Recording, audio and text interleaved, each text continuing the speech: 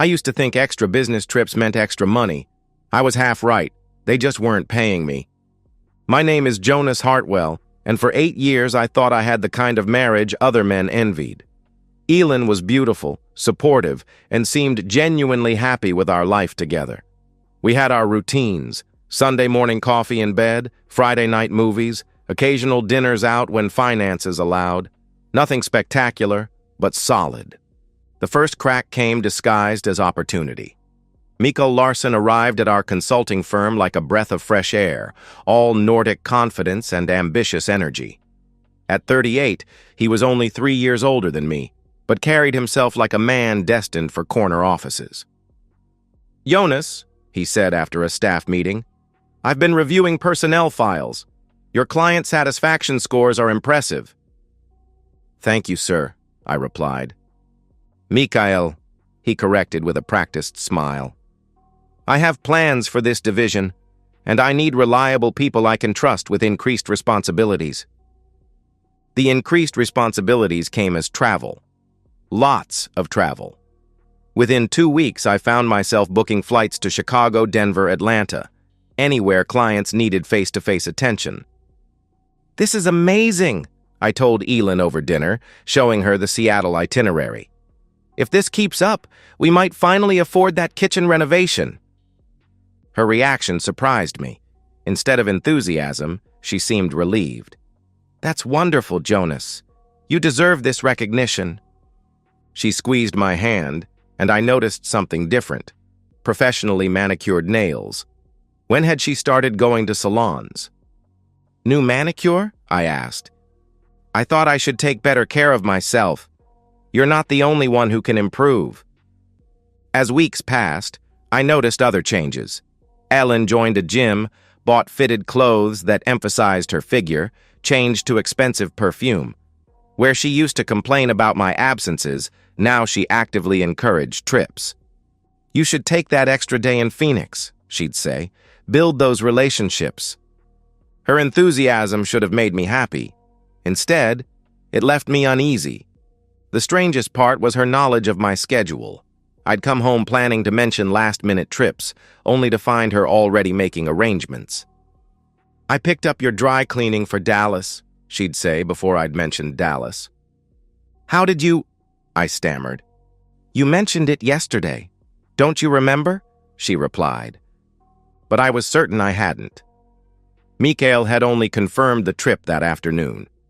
3 months in, I stood booking what Mikael called my most important assignment yet, a week in San Francisco. The commission would cover our mortgage for 3 months. "This could be our breakthrough," I told Elin. "Mikael said if I handle this right, the promotion is practically guaranteed." "That's wonderful." She massaged my shoulders. "When do you leave?" "Monday morning. Gone until Friday, maybe Saturday," I replied. Her hands stilled briefly. "A whole week." "I know. I'm sorry," I stammered. "Don't apologize. This is important. We both have to make sacrifices for our future." She kissed my head and left me to finish booking. As I entered my credit card information, I caught my reflection in the computer screen, tired, older, with new lines around my eyes. I clicked Confirm Purchase. This trip would change everything, Mikael had promised. I had no idea how right he was. The San Francisco crisis turned out to be a software integration problem any IT consultant could have handled remotely. By Tuesday noon, everything was resolved. "Excellent work, Mr. Hartwell," said Patricia, the client's operations director. "Though I'll admit this probably could have been handled with phone calls." I forced a smile while my stomach churned. Sometimes hands-on attention makes the difference. Sitting in my rental car outside their building, the corporate speak felt hollow. This wasn't a week-long crisis. It was barely a day's work. Why had Mikael insisted it was critical? Why specifically request I take the full week through Saturday? My phone buzzed. "Hope everything's going well. Miss you. Don't work too hard. Elin." I stared at the message, remembering her reaction to this trip. She'd seemed eager for me to leave, asking specific questions about my hotel, flight times, evening availability. "Just want to reach you in emergencies," she'd explained. Now those questions felt calculated rather than caring. I called Mikhail's direct line. "Jonas, how's our most important client?" he asked. "Handled. Integration complete, system running smoothly. I could catch a flight back tonight," I replied. Silence stretched too long. "Tonight? What about follow-up meetings? Relationship building?" he asked. "What follow-up meetings?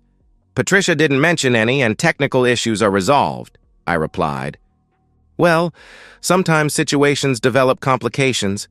You should stay the full week, just to be safe." Something cold settled in my chest. To be safe. "Exactly. Better prepared," he replied. I ended the call and sat staring at the wheel. In 8 years of consulting, I'd never been asked to stay after jobs finished. It was expensive and unnecessary, unless the point wasn't the client. The drive to my hotel felt like moving through water. Details crashed together. Ellen's new clothes, gym membership, mysterious schedule knowledge, enthusiasm about absences, Mikhail's perfectly timed travel assignments. I called Elin. "Hi, honey." Her voice was bright, breathless. "How did meetings go?" "Good. So good I'm thinking of coming home early," I replied. "Early?" The brightness flickered. "But this is a week-long project." "Plans change. I miss my wife," I replied. "Oh." She paused. "If you think that's best for your career." "My career?" I asked. "You don't want to seem unreliable. Cutting trips short, not following through," she replied. I'd been married to this woman 8 years. I knew every voice inflection, every tell when she was lying. Right now, Aylin was lying. "You're right. I should stick to the original plan," I replied. "Good." Relief was unmistakable. "That's wisest." After hanging up, I sat on the hotel bed, forcing logical thought. Mikhail sent me on frequent trips. Aylin supported these absences. She'd improved her appearance. She knew my schedule early. None was proof, but my gut screamed something was wrong. I changed my flight. The 43-minute drive home passed like a fever dream. I passed our coffee shop first date location, the park where I'd proposed, the intersection where I'd asked her to marry me during a red light. It was 3:17 p.m. Wednesday when I turned onto Maple Street. Everything looked normal. Neat lawns, American flags, the Pattersons' garden gnomes. Mikhail's silver BMW sat in my driveway. I parked across the street, heart hammering. There could be explanations, work emergencies, misunderstandings. But I knew better. I pulled out my phone and started recording. If wrong, I'd delete it. If right, I'd need evidence. The front door was unlocked. I slipped inside like a burglar, every floorboard creak unnaturally loud. The living room showed recent occupation, 2 wine glasses, Elin's shoes by the couch. Voices drifted from upstairs. Elin's laugh, bright and unguarded. Mikhail's rumble making her laugh again. I climbed stairs one at a time, phone recording, my world narrowing to sounds from my bedroom. The door was cracked, afternoon light leaking through. Through that gap, I saw my wife's back, hair spilling over bare shoulders as she moved above a man who wasn't me. Mikhail's hands gripped her waist, wedding ring catching light. "God, I missed this," Elin gasped. "A whole week felt like forever." "Worth the wait," Mikhail replied. "Your husband made it easy, taking that California trip." They laughed, conspirators sharing jokes about fooling me. I stood outside my bedroom door, recording my marriage's death, feeling something fundamental break. Not just my heart, but something deeper. The part that trusted completely, loved without reservation. That man died in the hallway. What emerged was colder, more calculating. Someone who would make them pay. I kicked the door open hard enough to slam it against the wall. They separated like they'd been electrocuted, Aylin scrambling for sheets, Mikhail rolling off the bed. For a frozen moment, we stared, me in the doorway with my recording phone, them naked and tangled in bedding that smelled like betrayal. "Jonas!" Aylin's voice cracked. "You're supposed to be in California!" Mikhail found his voice first. Even naked and caught, he tried taking control. "Now, Jonas, I know this looks—" I interrupted him. "Like you're having intimacy with my wife in my house on my bed, because that's exactly what it looks like." "It's not what you think!" Aylin wrapped the sheet around herself, tears streaming. "This just happened. It doesn't mean anything." I almost laughed. After months of planning, convenient trips, her new appearance, obvious coordination, she wanted me believing this was spontaneous. "Just happened?" I stepped forward, and Mikhail flinched. "Like all those business trips just happened to coincide with your sudden enthusiasm for my absence?" Mikhail scrambled for clothes. "This is clearly a misunderstanding," he stammered. "The only misunderstanding was thinking you were both smarter than you are." I kept recording as he struggled into pants. "Tell me, Mikhail, how many other husbands have you sent on convenient business trips?" His face paled. "I don't know what you're implying. I'm stating directly, you're a predator who manipulates employees to pursue their wives," I roared. "That's ridiculous. You're upset, not thinking clearly." I moved faster than planned. One moment by the door, next I had him by the throat against the wall, feet barely touching floor. 8 years of gym membership suddenly paid dividends. "Jonas, stop!" Aylin screamed. "Here's what happens," I said quietly, face inches from his. "You get dressed, walk out, and never set foot on my property again. Because if I see you here again, I won't be as reasonable." I released him and he stumbled, gasping. His confident mask slipped completely, revealing the coward underneath. He grabbed clothes without looking at Aylin. I followed downstairs, phone recording, and opened the front door. "Don't forget your keys." He fumbled for them, hands shaking. As he reached for the handle, I grabbed his wrist. "One more thing." I smiled and he flinched. "You should update your resume." I slammed the door and turned to find Ellen at the stairs, wrapped in our sheets. "Jonas, please, let me explain." "Explain what? How you've been planning this for months? Lying to my face daily?" I asked. She descended slowly, tears streaming. "It wasn't supposed to happen like this. Feelings developed." "Feelings." I stopped recording. "Is that what you call systematically deceiving your husband?" "I never meant to hurt you," he pleaded. "But you did anyway." I walked to the kitchen. She followed, clutching the sheet. "It was a mistake. We can work through this. Go to counseling."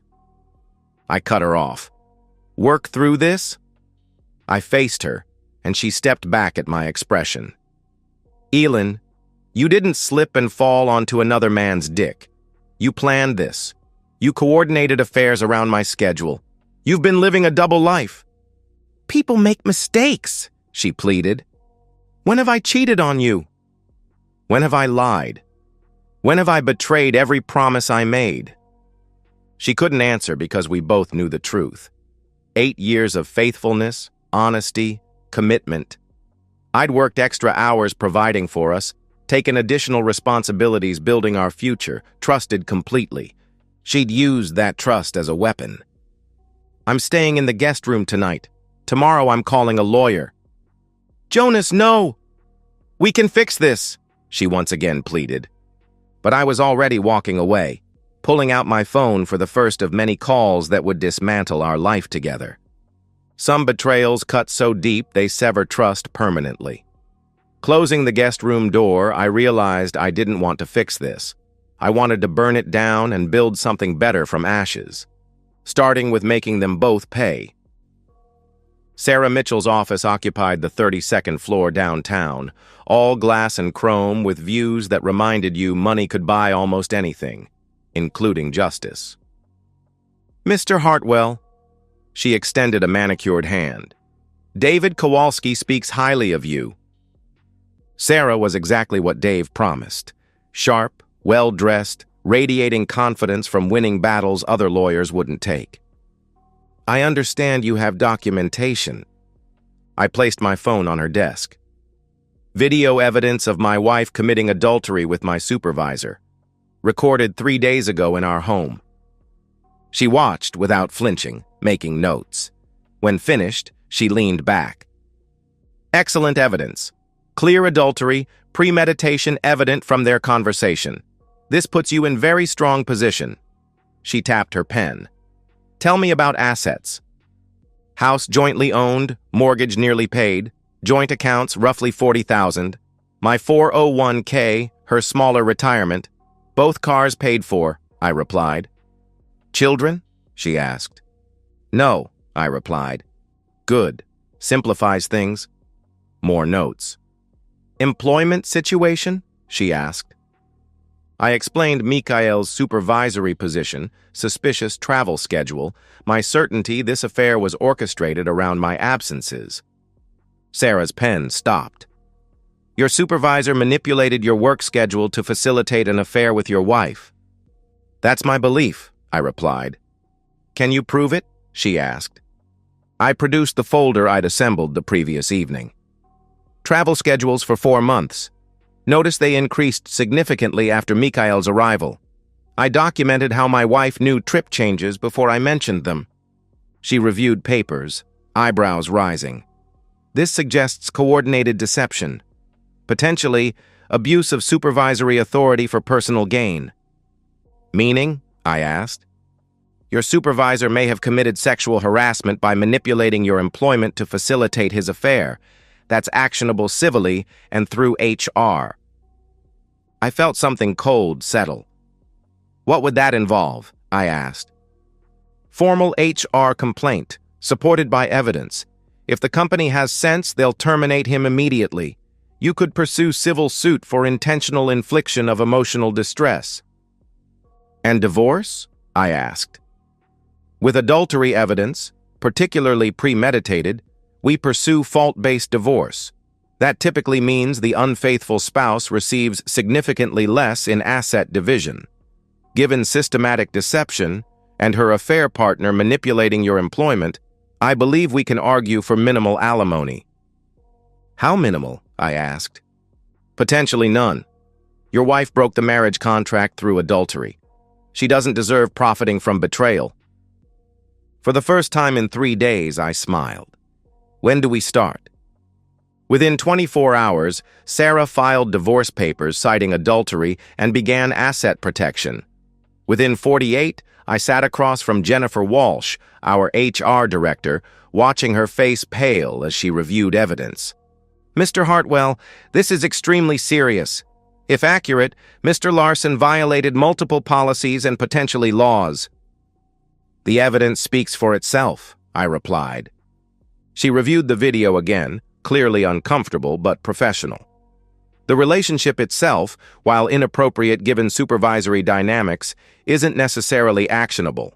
However, if Mr. Larson manipulated your schedule to facilitate this, that constitutes abuse of authority and sexual harassment. The company's position? I asked. We'll investigate fully, but based on preliminary evidence, she sighed heavily. Mr. Larson will be suspended pending investigation this afternoon. What about my position? I asked. You'll report directly to regional management until resolved. And Mr. Hartwell, document any retaliation attempts. We take these matters seriously. That evening in my hotel room, I called Dave. How's the war going? He asked. Mikhail's suspended. Investigation starts tomorrow. Sarah filed divorce papers this morning. Jesus, you move fast when motivated, he replied. I had good motivation.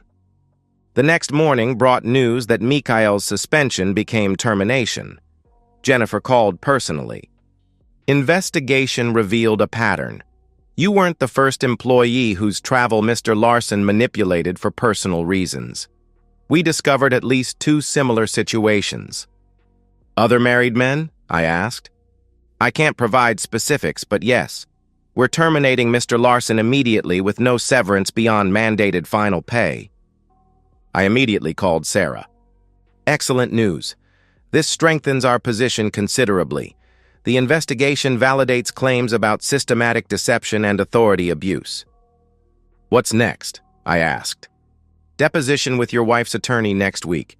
Given evidence and company findings, I expect they'll push for settlement rather than trial. What kind of settlement? I asked. The kind where you keep the house, savings, and dignity while she explains to her family why her marriage ended. That afternoon, unknown number called. Jonas? It's Mikael. I almost hung up, then decided I wanted to hear this. I know you're angry. I'm past angry, Mikael. I'm pleased, I replied. Pleased? He asked, confused. With how efficiently this is working. Your termination, divorce proceedings, the civil suit my attorney is preparing, I replied. Silence. Civil suit? He asked, confused. Intentional infliction of emotional distress. Abuse of supervisory authority. Sarah thinks we have excellent grounds, especially now that investigation confirmed you've done this before. Jonas, listen. He started, but I cut him off. No, you listen. You thought you were clever, manipulating my schedule to have my wife. You thought I was some naive husband who'd never figure it out. You were wrong. It doesn't have to be like this, he pleaded. We already worked things out. You're unemployed, your reputation destroyed, and your wife left when she found out about your affair pattern. I'd say we worked things out perfectly. I hung up, and for the first time since finding them together, felt genuinely happy. Scorched earth was working exactly as planned. 6 months later, I stood in the kitchen of my house, legally mine according to the divorce decree, making coffee in morning silence. The walls no longer held pictures of Elin and me. The bedroom was completely redecorated. Everything reminding me of our shared life had been removed, donated, or burned. The financial settlement exceeded even Sarah's projections.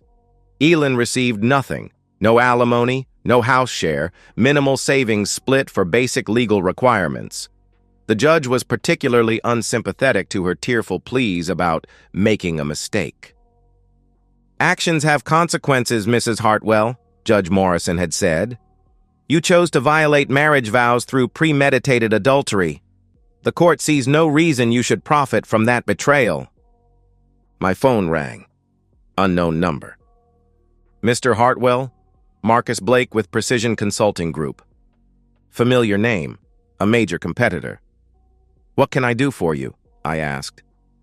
We've been following recent industry developments, particularly talent opportunities.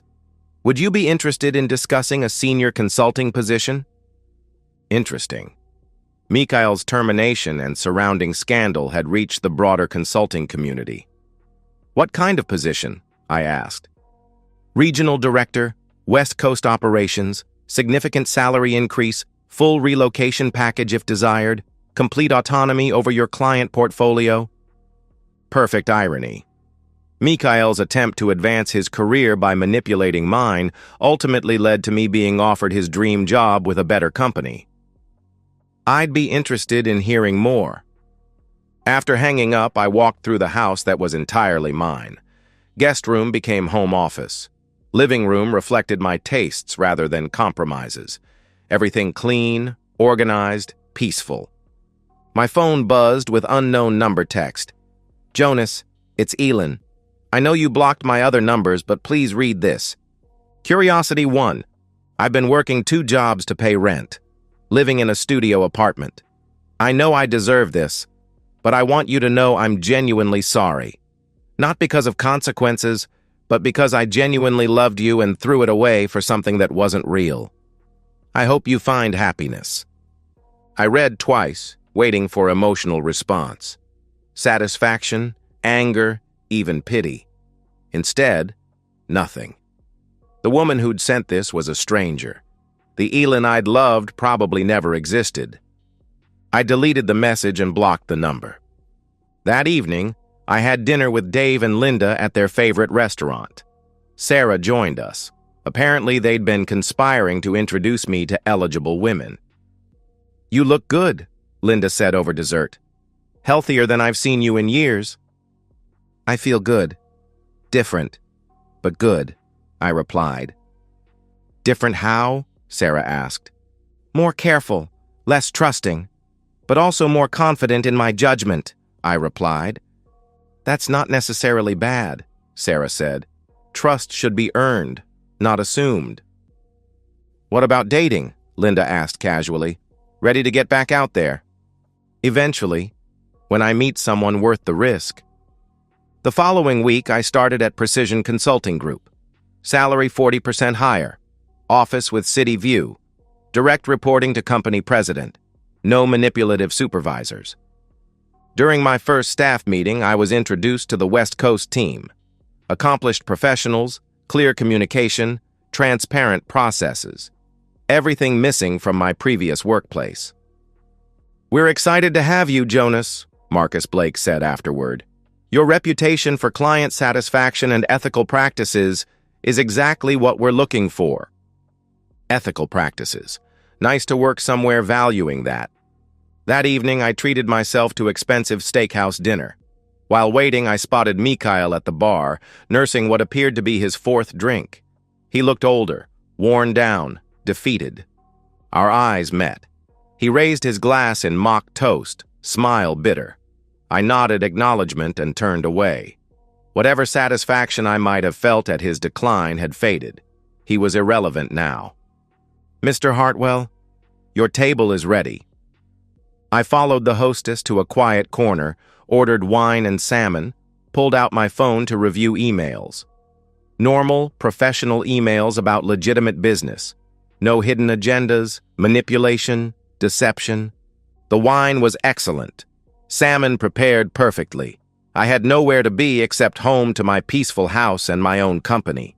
For the first time in months, I raised my glass in genuine toast, to new foundations built on old betrayal's ruins, to the man I'd become rather than who I'd been, and to the future I was building entirely on my own terms. Some people destroy your life given the chance. But they can only truly win if you let that destruction define you permanently. I refused to be defined by what they'd done. Instead, I'd be defined by how I'd fought back, rebuilt, and emerged stronger. The best revenge wasn't just destroying enemies. It was building something better from the ashes they created. 6 months later, I found the last box of photographs while cleaning out the basement. Wedding pictures, vacation snapshots, 8 years of documented lies disguised as happiness. Instead of anger, I felt only detachment. The man in those pictures seemed like someone I'd known briefly, naive, trusting, unprepared for reality. Not someone I particularly missed being. I carried the box to my backyard fire pit and fed the photographs to the flames one by one. Our honeymoon in Maui, Christmas mornings, the day we'd bought this house. Each image curled and blackened, releasing me from the last vestiges of a life built on deception. My phone buzzed with a text from Rebecca, the marketing director I'd been dating for 3 months. "Dinner tonight?" Rebecca understood why I moved carefully now, why I asked direct questions instead of making assumptions. She called it healthy skepticism, rather than paranoia, which I appreciated. The fire died to embers as the sun set. Tomorrow I'd rake the ashes into the garden where they'd fertilize something new. Tonight, I'd take Rebecca to dinner and enjoy the company of someone who understood that relationships worked best when both people chose honesty. Mikhail was unemployed, his reputation destroyed. Aylin worked 2 jobs to afford a studio apartment. I was expanding my consulting practice, dating an honest woman, and sleeping peacefully in a house I owned outright. Some betrayals change your fundamental nature, not necessarily for worse, but definitely forever. They'd tried to destroy my life and instead forced me to build a better one. That made me the clear winner. And so, we've reached the end of today's story. Was it what you expected, or did it take a twist you didn't see coming? I'm curious to hear your thoughts. Share them in the comments below, and let's get a conversation going. If this story kept you hooked, make sure to hit that like button. And if you're new here or just haven't subscribed yet, now's the perfect time to join our community. I bring you fresh, captivating stories every day, so click that subscribe button and turn on notifications so you never miss out. Thanks for watching, and I'll see you in the next one.